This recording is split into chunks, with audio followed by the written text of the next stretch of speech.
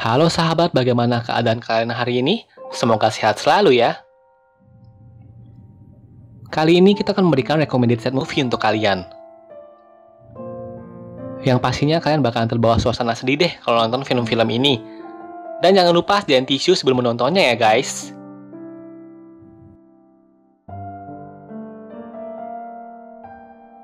Baik, langsung aja. Film recommended set movie nomor 5 adalah Always tahun 2011. Cheolmin adalah seorang mantan petinju yang bekerja sebagai petugas parkir. Pertemuan tidak sengaja yang terjadi dengan Junghwa, seorang wanita cantik yang buta, membuat keduanya menjadi dekat. Walaupun hubungan keduanya sempat renggang, tetapi mereka menjadi dekat kembali. Suatu hari, Cheolmin mengetahui bahwa penyebab kebutaan Junghwa berhubungan dengan Cheolmin sendiri. Merasa bersalah, Cheolmin berusaha untuk mencari biaya operasi mata agar Junghwa dapat melihat kembali. Tetapi karena Cheolmin tidak mempunyai uang, Cheolmin terpaksa harus menjadi petinju ilegal di Thailand. Yang isunya banyak petinju yang sampai mati karena pertarungan ilegal ini. Apakah Cheolmin akan selamat di pertarungan tinju ilegal ini? Dan apakah Junghwa dapat melihat kembali? Langsung aja ditonton filmnya ya guys. Lanjut ke set movie nomor 4 adalah Windstruck yang rilis pada tahun 2004. Suatu hari seorang polisi wanita yang bernama Kyung Jin sedang mengajar pencuri dompet dan tidak sengaja menahan Myung-woo, seorang guru fisika yang sebenarnya sedang berusaha menangkap pencuri yang sebenarnya. Kyung Jin lalu diberikan pekerjaan untuk mengawal Myung-woo untuk mencari murid-murid yang nakal di distrik yang berbahaya. Namun di saat sedang patroli, mereka memergoki adanya pertemuan antara mafia Rusia dan gangster Korea yang sedang bertransaksi narkoba. Sejak saat itu, mereka menjadi sangat dekat dan saling jatuh cinta. Dan dari kedekatan mereka itu, Myung-woo, sang guru fisika, sering membantu Kyung Jin untuk menangkap penjahat. Apakah perjalanan cinta antara guru fisika dan seorang polisi akan berjalan dengan lancar? Langsung aja tonton filmnya ya guys. Yang pastinya jangan lupa sediain tisunya. Lanjut ke set movie nomor 3 adalah My Seagull yang rilis pada tahun 2001. My Seagull bercerita tentang Yoon-woo, seorang mahasiswa jurusan teknik. Pemuda yang asal-asalan, hidup nggak jelas, suka minum-minum bersama teman-teman berandalannya, sering mendapat nilai jeblok, dan suka membandel pada sang ibu. Pokoknya pemuda yang satu ini kacau banget deh. Suatu hari ia bertemu dengan seorang gadis mabuk di sebuah kereta. Ketika di dalam kereta, si gadis tiba-tiba pingsan, dan sebelum pingsan ia sempat mengucapkan kata-kata sayang kepada Gyun-woo. Hal itu sontak membuat Gyun-woo kelimpungan, karena para penumpang kereta menyangka Gyun-woo adalah pacar si gadis, dan menyuruh Gyun-woo untuk bertanggung jawab. Dengan terpaksa, Gyun-woo menggendong si gadis, dan membawanya ke motel untuk istirahat.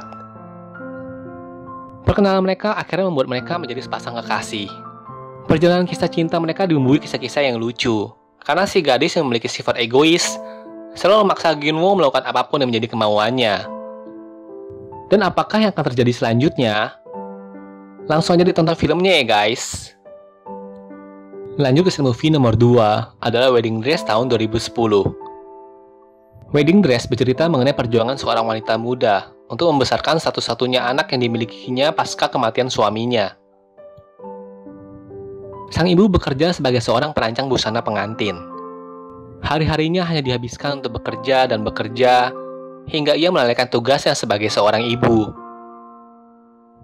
Namun di sela-sela pekerjaannya, sang ibu tak lupa membuatkan desain gaun pengantin yang indah untuk putrinya kelak. Klimaks dalam cerita kali ini yaitu ketika sang ibu mendapat kenyataan pahit yang akan mewarnai hari-harinya, bahwa dokter memvonis jika ia terkena kanker lambung, dan hidupnya tak akan lama lagi.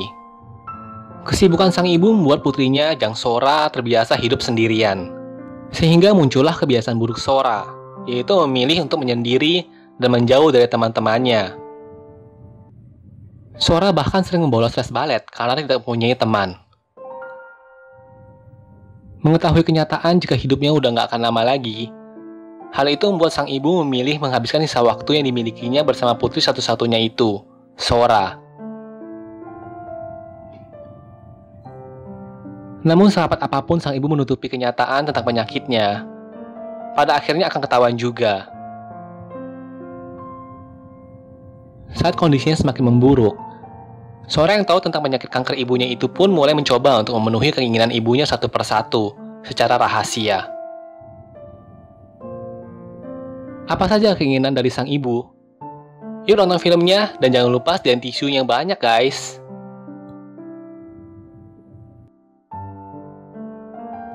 Lanjut ke set movie nomor 1, adalah Miracle in Cell nomor 7 tahun 2013.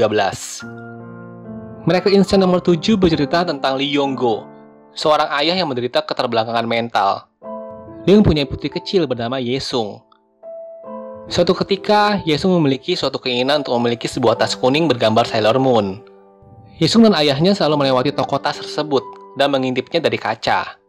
Mereka membayangkan untuk segera mendapatkan tas Sailor Moon itu. Sayangnya sang ayah yang bekerja sebagai tukang parkir belum memiliki cukup uang. Saat uang gaji Lee Yong-go sudah turun, mereka pergi ke toko untuk membeli tas kuning bergambar Sailor Moon. Sayangnya tas yang hanya satu itu sudah di tangan pembeli lain, yaitu anak dari seorang komisaris polisi. Lee Yong-go meminta anak tersebut untuk menjualnya kepada Yesung, namun anak tersebut enggan memberikannya. Beberapa hari setelahnya, si anak komisaris polisi itu menemui Lee Yong-go untuk memberitahu bahwa ada toko lain yang menjual tas serupa. Lee Yong-go pun mengikuti anak komisaris polisi itu. Tetapi saat dalam perjalanan, anak tersebut terjatuh karena terpleset dan meninggal. Pada saat itu, Lee Yong-go terjebak dalam sebuah kasus dengan tuduhan penculikan, kekerasan seksual, hingga pembunuhan. Anaknya Yesung terpaksa berpisah dengan ayahnya Lee Yong-go.